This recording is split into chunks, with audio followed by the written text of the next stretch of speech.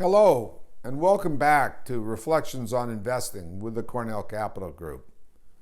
And today we're going to talk about something that's been somewhat forgotten in recent years: corporate debt. We think it's going to play a much more important role in the markets in the months and years ahead. But to get started, remember, if you go back to one of our very first reflections, we made a point which is easy to forget, which is absolutely critical. And that is that the value of a company to investors as a group must come from the free cash flows that are generated and the rate at which those are discounted. And that determines what is called the operating value of the company. So let's go and just look at a schematic for how valuation is done. And I urge you to go back and look at the early reflections if you're not particularly familiar with discounted cash flow valuation. Or you could also go over to my colleague Swasta Motorin's site, Musing on Markets, and look at one of his valuations. But if we turn here to a very simple schematic, the top line is the present value of the cash flows and the terminal value. And that determines the operating value of a business. To get the sort of total value, you have to add in the non-operating assets and cash. That, however, gives you the value of the business, not the value of the equity. And the difference, for the most part, is the value of the debt. For some companies, debt has become a far more important element.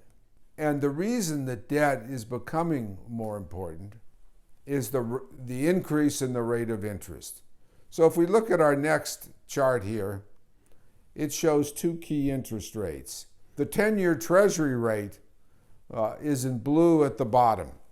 And you can see that has risen from less than 2% to approximately 4% today. The reddish-orange line is the rate on BBB corporate bonds. The BBB bond is the lowest investment grade and is often used as a bellwether to measure the cost of corporate borrowing.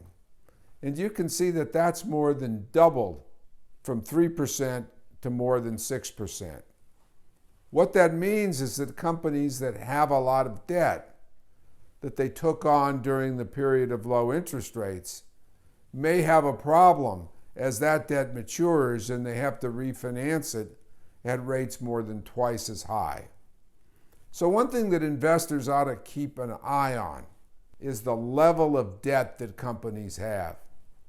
Because not only is it a big number to be subtracted off in some cases from the value of operating assets, but the risk of the company is also magnified by the debt, particularly in an environment of rising interest rates.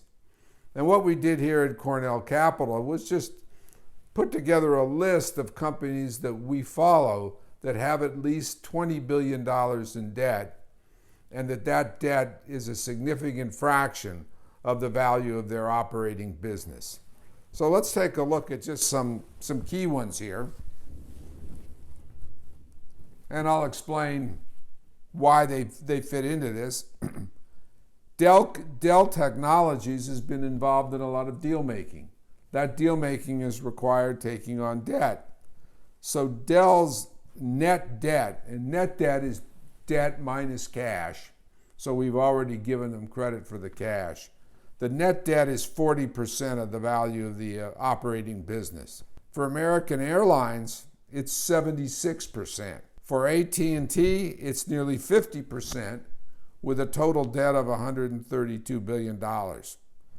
And for Edison International, which is very typical of utilities, it's about 52% of the operating value and over $30 billion.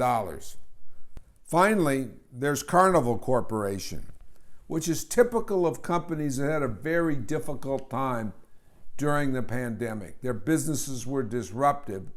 They weren't making money anymore. So to stay alive, they started taking on more and more debt. And you can see in Carnival's case, It's risen to 71% of the value of the operating business. So what's the bottom line? The bottom line is that investors should pay careful attention to debt, particularly at companies where it's a big fraction of their operating value. Rising interest rates could make that leverage a significant risk for investors in the months and years ahead. This has been Reflections on Investing with the Cornell Capital Group.